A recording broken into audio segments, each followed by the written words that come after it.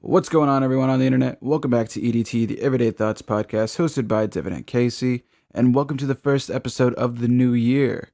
8 days into it, as we're recording this, it's January 8th, 2018, which, depending on when this video goes up, will speak volumes about how long it takes to put out these fucking episodes. So just to get right into it, our first topic of the day, just to get it out of the way, because we feel it's kind of already been covered to fucking death. You know, at this That was in point. poor taste. Oh, fuck. um, Not what I meant. Oh, I feel bad. But our first topic of the day, we'd feel weird if we didn't talk about it, just because everyone's been fucking talking about it. So yeah, the Logan Paul situation. For those of you who haven't heard about it, just to fill you in really quick, I don't know, how would you explain it? Well, he was filming one of his normal douchey vlogs, which, hey, you do you. He seems to have a fan base. Mostly children, but hey, he has a fan base. And, except he decided to go to a suicide forest on these happy-go-friendly family vlog and, go off trail. And, well, he found a dead body and he kind of laughed near it, kind of filmed it a lot, kind of used it to get views in a way, and Right. The Suicide Forest, if you don't know, it's a forest in the base of Mount Fuji in Japan, which is notorious for people going to end their lives there. Why do so many people end their lives there? I have really no clue. But basically, Logan Paul, and crew, they were walking through the forest, and what do you know it? They stumbled upon a dead body. Now, in a place, I hate to overgeneralize, but in Asian countries, it's more common for people to commit suicide. In Korea, suicide is a huge problem, as well as in Japan. So the chances of you finding a body in the suicide forest is pretty high. So they stumble upon the body, and yeah, like you said, they didn't really know what to do with it. They all just kind of started smiling. They all started kind of laughing. They seemed uncomfortable for obvious fucking reasons, right? I don't know. It's just the way they handled the situation was just weird. But that's pretty much a very short synopsis of the whole situation. We don't want to dive too deep into it. You can look into it further yourself. But the internet made itself very clear that they were not a fan of this. A lot of people spoke out.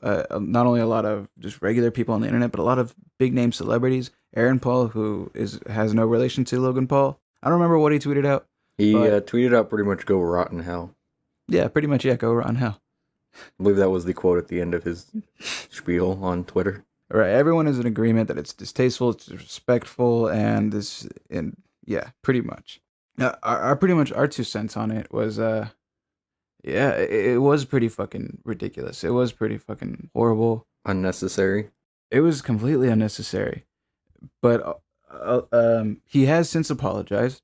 He has Well, his first apology was right.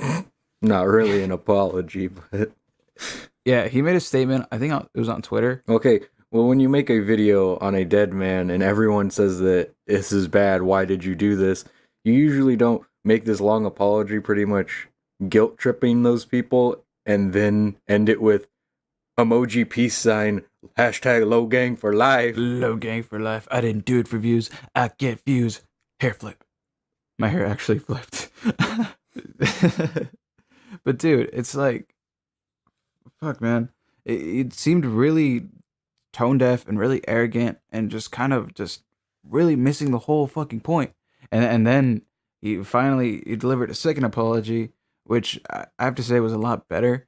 But of course, there are some people who are still not accepting of it, and they're for very good reason. You know, if they don't want to accept it, that's fine. But his second apology was much better. It was a video apology, and it seemed a lot more genuine. But I don't know, like his apologies still seem disingenuine to some people. Well, I mean, he is an actor. Exactly. But one thing I have to say though, is YouTube's response. I think that's like the bigger problem here. It's the problem is a lot. I think is a little bigger than most people think. It's not just Logan Paul's problem. It's also YouTube and their favoritism. This video clearly went against YouTube's guidelines, but it garnered so many views by his fans, and it was up there for so long. It only came down when Logan Paul and his team brought it the fuck down. It kind of goes to show that YouTube seems to only enforce the rules on certain people. Well, not to mention that the video was manually reviewed and stayed up, and then people re-upload it after, and it gets pulled down for graphic content, and it's just like, well, okay, so you literally had a human review this, say that was fine, but then someone re-uploads it. Nope, it's not fine. Exactly, yeah. Another problem that I fucking had with this whole situation was like his fans. A YouTuber by the name of Raina Scully. She put out a video explaining the whole situation and her take on it. There were so many people that just spewed so much hate and so much just racist, fucking just disgusting, dehumanizing shit. Some of the comments that you fucking read is just they're fucking horrible. Like Ching Chong Ching, you fucking Chinese piece of shit. Low gang for life. You didn't mean to find a body, you Chinese shit. Like it's just reading those, you can tell that those are young kids just based on their vocabulary and their incoherence and just their simple-minded rebuttals. And even when he makes a video saying "Don't defend me," they'll still go out there and Low defend gang him. for life, Mavericks. I mean, just if you watch the vlogs that he made before, he was even being a douchey asshole in Japan in general. We go to respect their culture, and then like insta cut to practically him in wearing Japanese like stuff at a temple, Yeah, just running around yelling things, throwing fish in people's faces, and doing stupid shit. fucking throwing pokeballs at people's faces. And it's like some people found it funny, of course, but then it's like you could tell a lot of people were just like visibly uncomfortable. And he just like screams that annoying tourists that fucking just comes in and just wreaks fucking havoc, dude. You make everyone else look bad. He's a frat boy. He's the people that ruin it for everyone. Exactly. I mean, it just goes to show you that this whole thing was a part of a fucking series, you know? But anyways, that's pretty much all that there needs to be said. It's a pretty short topic. Yeah, everything's kind of already been said, and we're pretty late to the party. So, yeah. Go watch the other 8 million videos on it. Yeah, no, they explain it so much better. So, you know. Anyways, moving on. Our first real topic of the day, and because it's a short news day, we kind of picked not the best day to record because there's not that much going on. But there are two topics we do feel we need to cover. The first one is, if you guys haven't heard about it, the H&M fiasco. If so, you want to bring them up to speed on that? Well, pretty much what happened was someone, I don't know where it originated from, but someone posted a picture they found on the H&M website. There was like a clothing line for kids that was kind of safari themed and like jungle themed. Well, a white kid was featured in the other sweater, but then it gets to a sweater where it says, what was it, coolest monkey in the jungle? And it was a black child model. Yeah, it was a black model. It just, everyone seems to have freaked out, and now it's backlash, and they're apologizing. And Right, H&M, which is a very overpriced fucking clothing company, released a clothing line, and one of the items featured, of course, was a hoodie that featured the tagline, coolest monkey in the jungle, which, if you guys aren't aware, which I'm sure many of you are aware, is that monkey, of course, is a derogatory term that's used towards black people. It's kind of an old term that was coined a long time ago. And the purpose behind the term is to sort of dehumanize black people and comparing them to essentially an animal by both their looks and their behavior. So, of course, most of the outrage came from people in the U.S., in the United States, because, of course, the history and the connotations behind the word monkey and associating it with black people. This was only released in the UK stores, and I think that H&M consciously made that decision to only release it in the UK stores because they were aware of the backlash that they would receive if they had released it in US markets. because of different cultures. I mean, that's something like the UK doesn't have as much back history with slavery as the US does. Right. Well, I mean, it's like, from what I hear, monkey is a term that has been used in other parts of the world as well. Whether or not in the UK, I'm not entirely sure. But of course, I can understand some of the backlash and the outrage behind this whole situation. Am I as passionate about it? Not really. And I don't mean to say this like disheartedly or dismissively. I'm not black, so it doesn't really pertain to me. So I can't really, I'm not super outraged behind it. But I could still understand why some people would be upset. um, because of the connotations that behind that word. Yeah, I mean, I don't know. To me, it comes off as people were looking into something that wasn't racist and came off racist, but that's just my opinion. I mean, I could understand being upset about it, but the pure outrage, like, this doesn't seem to have any racial motivation behind it, that, like, at least proof of it at all. It's not like the photographer or the person who does the store or something, like, did this on purpose and was like, ha ha ha ha ha, look at this. But Isn't this funny? Get it, yeah, I monkeys? know, but like, I don't know. I feel like, especially since it was for the UK market and they don't really have the same history or anything. I think it was just they were using a child model to model child clothes, and they didn't think second guess it, and now it's a. And then the US found out about it, and now they're complaining. Nonetheless, I do think it was still somewhat of an ignorant move. Not maybe they didn't have racial intent behind it. I can totally understand that, but I still think that maybe they could have thought twice about it. I don't know, but I do think that people are just slightly too passionate about it, and I don't mean that as in like it's not a big deal. Monkey isn't that bad of a word because of course calling a black person a monkey is a pretty fucked up thing to do, right? But the thing is, the issue of racism, especially here in the United States, goes way deeper than just terms that have been coined decades ago. It's honestly what I think is it's very surface level racism that they're worrying about. You see, you can make H&M stop selling the hoodie, but is that going to stop the issue of racism in the United States?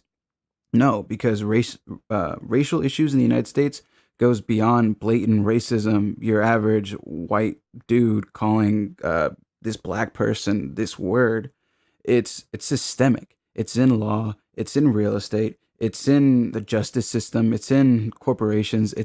Racism is rooted way deeper in our society than just surface level terms. But also, just to fucking mention it, the same day this came out, the same day as this story, we have an actual story of a Kansas state representative, Steve Alford or Alford. I don't really know how you're supposed to pronounce his last name exactly 100%. But apparently he is a 75-year-old Republican from Ulysses. He is a state representative and lawmaker, apparently. And he has a direct quote that he was said in front of an audience that is talking about the 1930s when marijuana was illegal. And it says, well, he said, what was the reason they did that? One of the reasons why I hate to say it is the African Americans. They are basically users and they responded the worst to those drugs. It's because of their character makeup, their genetics. Now that sounds very racist to me, more than a child model that happens to be a race that happens to be wearing a line of clothing that has a word that could possibly be misconstrued as racist. But then you have an elected official over here, but yet H&M is going to get more news hits just based on the fact that it's H&M and it's a little bit controversial and there's all these celebrities talking about it. Even the weekend cut ties with H&M, which I could kind of understand. You know, he probably has more ground to be angry than I do, but it's like I feel like if he hadn't done that, uh, people would be angry with him. I mean, whether it was to save his own ass or because he was genuinely angry, it's I don't know. And there's of course they're still selling it, but by now H&M came out, they apologized, and but they're still selling the hoodie. So people, of course, are still angry about it. They took down the picture, which I think is enough, honestly. Like at that point, you're now just associating that word with black people now on its own. Um, it's which I don't know. Do you think that says more about them than it does about the company? That so many people would associate that word with skin color.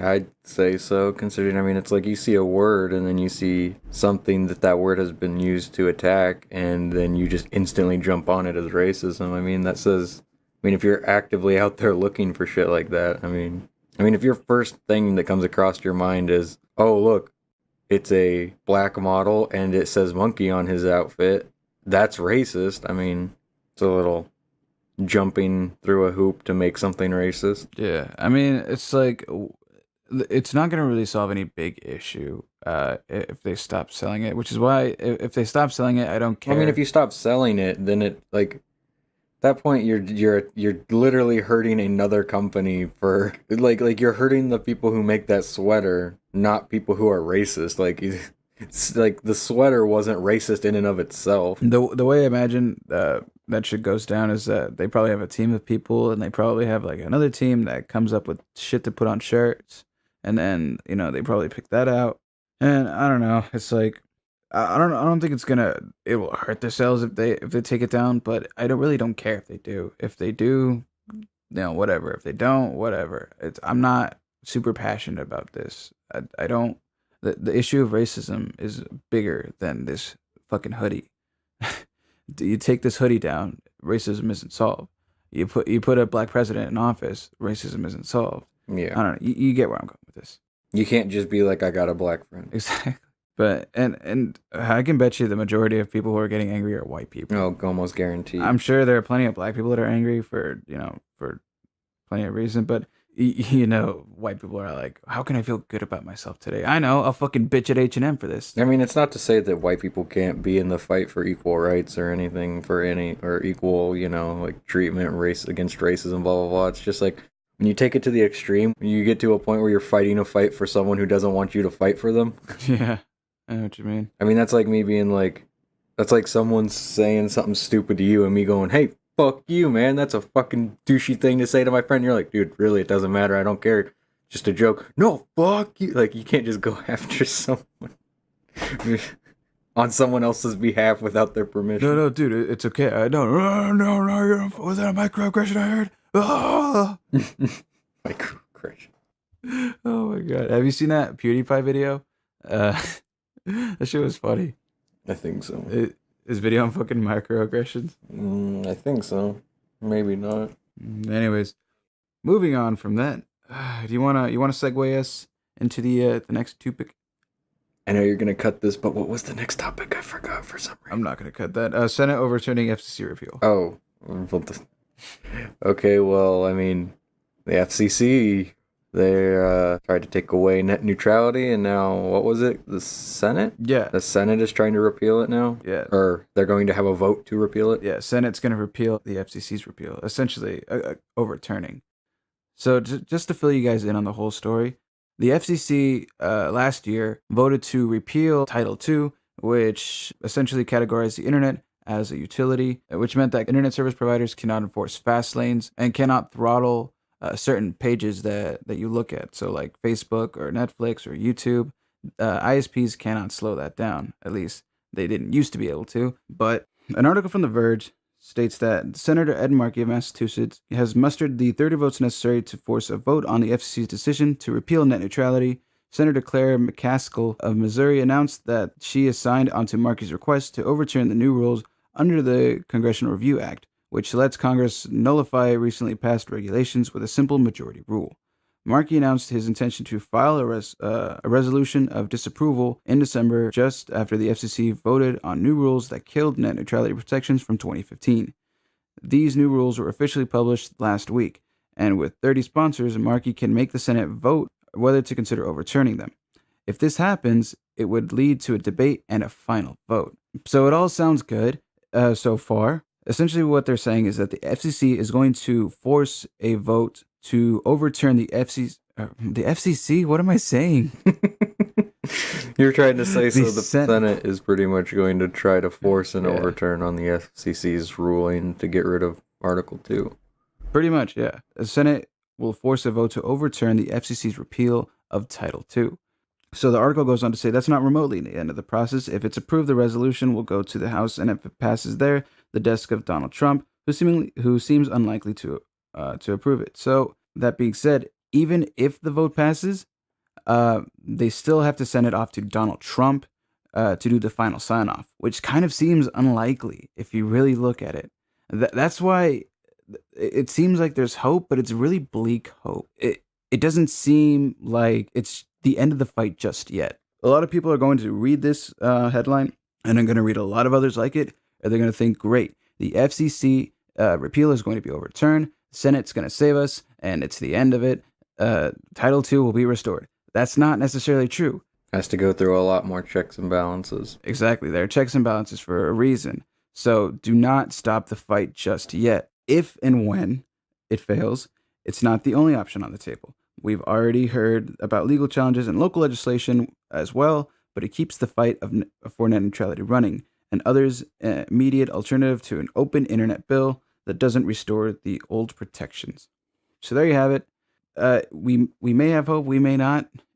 It's hard to see. What's your take on that? I mean, I hope that they do all they can to try to put it back in place and overturn what the FCC did, considering the last thing we need is internet providers to do free reign with what they want, with everything going to your house. It's already bad enough, right, with the slow speeds the US has compared to the rest of the world for the price.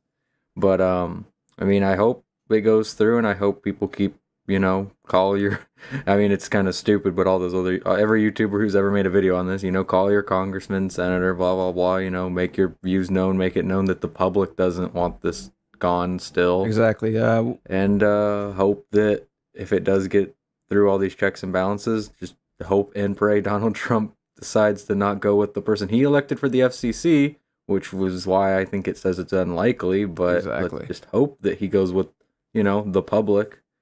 But the thing is, it's like Donald Trump, there's so many other special interests in mind.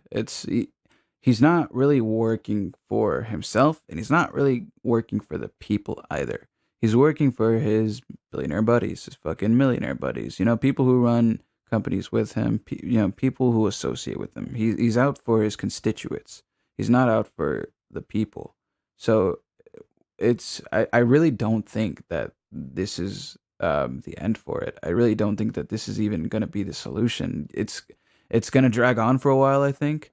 But eventually Donald Trump will refute the bill. I feel like it's almost more of the start of a whole new problem. Exactly. The fight does not end here, guys. So make sure to call your representative. We'll leave a link down below. Then yeah, keep fighting, man. Keep spreading them hashtags and them tweets and Facebooks and sending death threats. I'm just kidding. Don't actually do that. Jesus. That doesn't solve the problems either, people. Don't do that either. Oh man, that's gonna be taken out of context. No, we're not important enough just yet. Hashtag keep the fight. Hashtag revolution. I mean, what? But yeah, guys, that's pretty much it. That's a short episode. Slow news day. Again, probably not the best day to record, but it's the only time we can get together. So we both lead busy lives.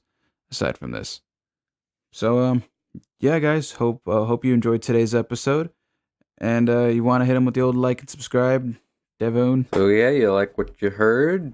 Feel free to give us a like and a subscribe. It's free. Comment, say anything you want. If you're watching, just leave a comment, please. We miss interacting with that one person or two people. We're lonely. Tinder doesn't work. But no, guys, leave a comment, leave a like, and hope you guys subscribe, and we will see you in the next one. Peace. Bitch. Fucking stop the recording.